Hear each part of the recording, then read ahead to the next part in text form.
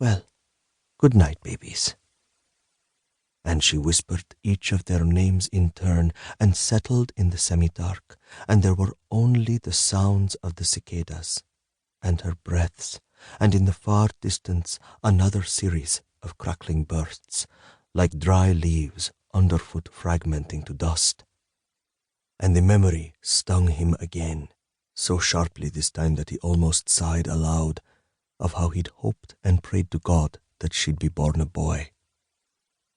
The moon was visible in the skylight above the landing, and the stairs were drenched in its sickly light, and he felt a sudden hatred for it.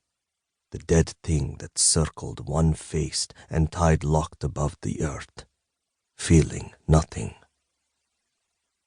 Martha was sitting at the dining table, her forearms extended along its heavy wooden top, her fingers stretched, a mug before her, her face tilted towards the steam that wisped from it, her eyes closed.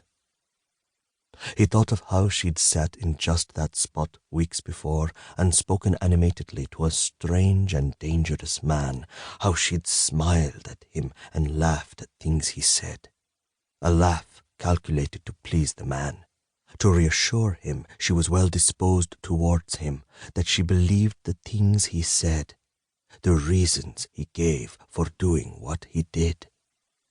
Farouk had watched their interaction through the garden window as he'd smoked with the man's companion, a stick-thin youth of maybe 20, with blemished skin beneath his patchy beard, the marks of pimples, of acne, the scars of the threshold of manhood.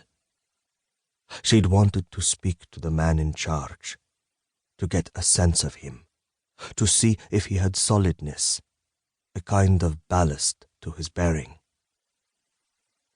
She was doing her best, he knew, to ease her terror, so she wouldn't opt to stay, to see if they could sit it out, this strange confluence of opposing certainties, this tiny Armageddon. The thin youth had sat in silence, looking now and then from the garden through the window towards his boss and the beautiful woman to whom he was speaking, and back to the woman's husband, and he'd grin and raise his eyebrows and exhale the smoke of his cigarette upwards in a thin stream and nod, smiling, in approval or reassurance, or just to be doing something to mitigate the awkwardness somehow, the stilted silence that hung between them. It was impossible to say. He had hated his wife in that moment, though he couldn't say for certain why. Because she was so able, maybe, to converse with a man so unknowable, a man whose word he knew could not be taken as truth. He felt humiliated, sitting outside his own house, on a stool beneath an olive tree, nodding back and forth with an idiot, inhaling foul tobacco simply because it had been offered to him and he'd been reluctant to appear cold or indifferent. He wasn't sure of himself. He wasn't able even to walk without considering his gait, the sureness of his step, whether his bearing seemed manly enough, whether his handshake was firm enough without being so firm as to represent a challenge to the strangers, transmitted through their fingers and their palms.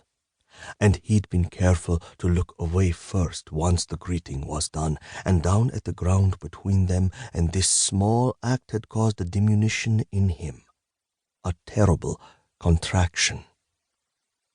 He wanted her to stand in front of him and bow her head and lower her eyes and beg for his forgiveness, for closing out the deal he'd made, for taking the envelope of money from the shelf above the stove, for counting out the notes in little piles along the table while he sat and smoked with a gurning boy, a sap-filled, leering youth.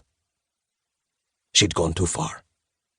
She'd only been meant to speak to him of her fears about the boat, to ask him of its type and provenance and the size and experience of its crew.